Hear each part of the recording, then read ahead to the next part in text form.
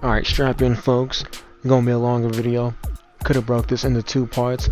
Honestly don't care though, because we had a great slate of basketball tonight. We had 4 games, 76 and the Pistons, the Bucks and the Nets, the Cavaliers and the Hawks, the Clippers and the Bulls, and the Lakers and the Jazz. Oh my bad, 5. Didn't count that last team, Lakers are some frauds. But great games all around. Only one blowout between the Cleveland Cavaliers and the Hawks. The Lakers game, well, that was a blowout too, but it was a little bit tense. There was still some competitive integrity later on to the game. Lakers went out to lose, of course, because they're the Lakers, but still a competitive game for the most part. The Pistons upset the 76ers. Cade Cunningham puts on like 27 points, 6 assists, 4 rebounds.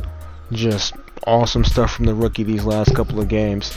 They lost against the Brooklyn Nets in that duel, where KD puts up 40 and he puts up 34, but Cade's looking really good as a rookie of the year.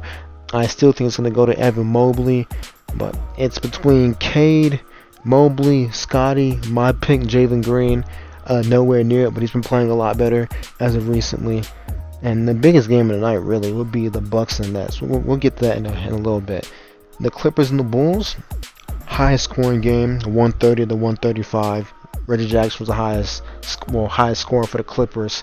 DeRozan dropped 50 tonight. 50. Jackson with 34. Paul George has 22. He had a minutes restriction, and the Bulls took advantage of that because that's how they went up big in overtime. DeRozan could have won the game at the free throw line with 3 free throws. Makes the first 2, missed the last one. They go into OT. But being that Paul George has that minute restriction, he didn't play in OT. Bulls take advantage of that, and they able to win by 5. But high scoring game again. DeRozan drops 50. Reggie Jackson with 34. Just another good game. But the biggest one of the night, the Bucks and the Nets. This game also went to overtime. Giannis was incredible with the stat line of 44, 6, and 14. Efficient from the field, efficient from the line. And the biggest shot he hit to tie the game was a step back 3. I shit you not. Giannis hits a step back 3 to tie the game, and which lets us being in overtime. And before he even took that shot, he took like a trailing catch and shoot 3, missed it, but he has that confidence in his jumper, which is scary because Giannis taking step back 3s to tie the game and then knocking down clutch free throws to win the game. That's not a good sign for the league. I'm not a fan of that at all. In my player rankings and power rankings video, I did say that Giannis was the best player in the league, and he still is. You can't dispute that after tonight. I know KD's a great player. You could easily say KD's top 3. No one's gonna disagree with you right there. But Giannis is the best player in the league, and he honestly should be the MVP of the league. But based off the voter fatigue, the narratives, he's not gonna get it. But Giannis Antetokounmpo is the best player in the league.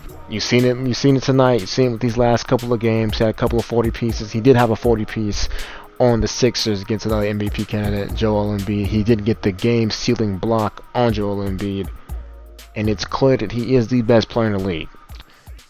I don't care what anyone says, that is the best player in the league until further notice. And I'm gonna leave it at that, man. Oh wow. But Paul George came back a couple days ago against Utah Jazz, drops 30 points, had a rough first quarter, but he had a lot of steals. He had like 4 steals against Utah Jazz. Of course, Utah Jazz went on to collapse in that game against the Clippers after blowing a 25-point lead, which is something Utah's done before against this team. But man, honestly, if you're asking me, they're gonna flame out in the playoffs. I don't see them making it past second round. They're gonna flame out in the playoffs. Depends who they face in the first round, and they may lose in the first round. But they gotta blow that squad up. You gotta ship Rudy out, or maybe Donovan Mitchell. The obvious answer is gonna be shipping Rudy out first because Rudy's his defensive weaknesses. Well, not his defensive weaknesses on the perimeter. It's how he can be schemed against in the playoffs, and how they have better perimeter players. So you gotta work on shipping him out somewhere. He would be great in Atlanta or Dallas, especially Dallas. Like, he would be great in Dallas. But Utah's just not enough. They don't have enough two-way players. They had a lot of one-dimensional guys. Their 2 best players are one-dimensional. Donovan Mitchell is great on offense, not good on defense, and Rudy Gobert is great on defense except for the perimeter. But being that there's so many weak perimeter defenders on that team, They can lead to Rudy being targeted and schemed against in the playoffs. He got better perimeter guards, better wings. And yeah, they're just too one-dimensional. And Rudy's offensive game isn't developed enough, which is why he can't punish teams like he should. Well, he did punish the Lakers tonight. He had like 25 and 15. So he did punish the Lakers tonight, and he was scoring a lot. But Rudy should be able to get, a consistent 15, 16 points. That's just not off, dump offs, lobs, him running the floor. Like, he doesn't have that offensive game. And how you know he doesn't, because the Utah Jazz will rather defer, or not defer, they would prefer to shoot a 3 than giving Rudy to Gobert the ball when he has a mismatch, like a 6'2 guard on him. They'll rather kick it out to Bojan, Donovan Mitchell, Jordan Clarkson, anyone else instead of Rudy getting the ball when he has a small guard on him. And that just tells you what they think about Rudy's offensive skills. But even though I just got on the Jazz for a little bit, they did beat the Lakers tonight. The Los Angeles Lakers fell to the Utah Jazz by 13 points, 109 to 122, and the Utah Jazz did what they typically do with their swing offense, the pick and roll, shooting a lot of threes and making them. They put up 44 attempts tonight. They made 15 of them, which isn't surprising because they weren't that good from 3 in the first game. They were better in the second game. Mitchell went off. But yeah, this is what I expected. This is why I'm not surprised they lost. I'm surprised that they won those 2 games earlier, because the first one was fluky, second one was a good quality win. But this doesn't surprise me at all. And this was the team they beat the most, even though that was a 510. It's the team they beat the most, Utah Jazz. They went out there, they got smacked tonight. Their core players all had double-digit points. Bojan Bogdanovic, coming off an injury, put in 11 points, but Clarkson had 19, Mike Conley 18, 4 assists, Donovan Mitchell 29.7 assists, Rudy Gobert was cooking with 25 and 17. Yikes. Fucking yikes. Dwight Howard did turn back the clock with a 21 and 12 performance, which was pretty good in 30 minutes. Russell Westbrook was 24, 7 and 6. Again, good game.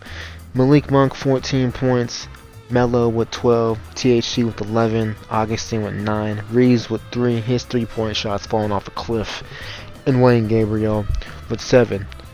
Yeah, man, they just don't have the personnel to defend at a high level, and their offense isn't good enough consistently. And the reason for this is obvious. They have too many players that aren't NBA caliber players anymore. You have Dwight Howard, even though he had a good game tonight. Trevor Ariza, DeAndre Jordan, even though he's on the Philadelphia 76ers.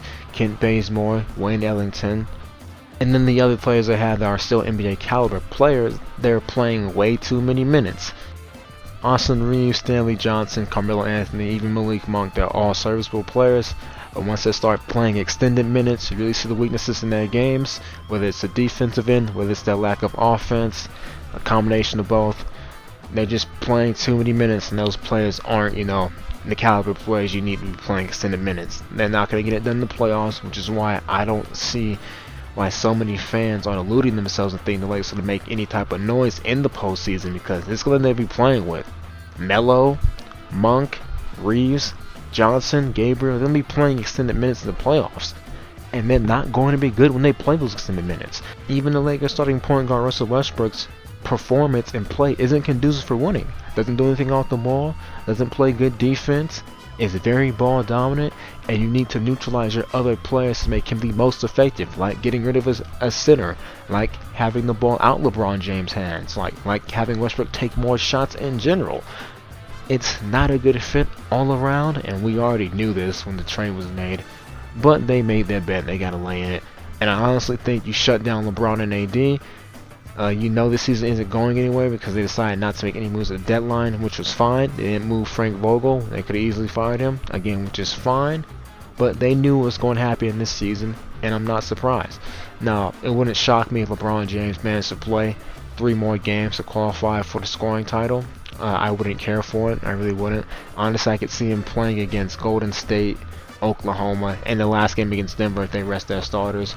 But other than that, I think you shut down LeBron and AD.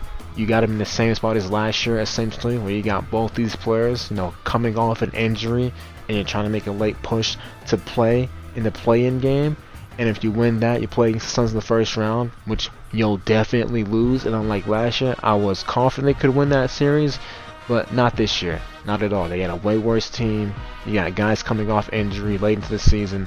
That isn't a good recipe for a playoff success. It isn't a good recipe for health either. I'd rather LeBron and AD get healthy and you try again next year, because this team isn't good enough to do anything in the playoffs. And we've known that for the last 3 months. Even with Westbrook, AD, and LeBron healthy, they are not good enough to make any noise in the playoffs. They are not beating any of those teams above them in the seeding. 1 through 8, and they're not beating any of those teams. If you want to say they could beat the Pelicans and the Spurs, fine, whatever. Just to go on and get swept by Phoenix and any other team in the playoffs, because they all have bad matchups for the Lakers. Literally all the teams in the playoffs have bad matchups for the Lakers. It could be wings, it could be guards, it could be bigs. All bad matchups for the Lakers. The Lakers don't have the defense to cover for multiple weak defenders on the court at the same time in the playoffs. They're going to get schemed off the court.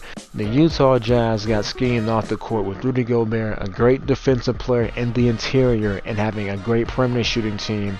And that offense is a lot more consistent than the Lakers right now, and they got schemed off the court. What makes you think they're not going to be able to scheme LeBron and AD off the court when they got to deal with having Westbrook, Melo, Reeves, Ariza, whoever you want that's not a good defender out there? They are going to get targeted. They're going to get schemed off the court. They are going to lose. It's a bad matchup. All these other teams have good guards and wings. They have been able to guard good guards and wings all year. Jeremy Grant almost shot 40 on them a few months ago. They had a close game with Detroit a few months ago, and people were saying this was a turning point of the season when they barely beat Detroit after Isaiah Stewart and LeBron James gets ejected. They're not a good team. They have lost multiple games they could have easily won against teams like the Thunder, like the Houston Rockets, and they can't beat any good teams consistently. Stop talking about this team. Stop checking for this team. I'm waiting for them to get eliminated, honestly, because I'm tired of watching. It is bad basketball. With that out the way, ladies and gentlemen, y'all stay safe. I'm out.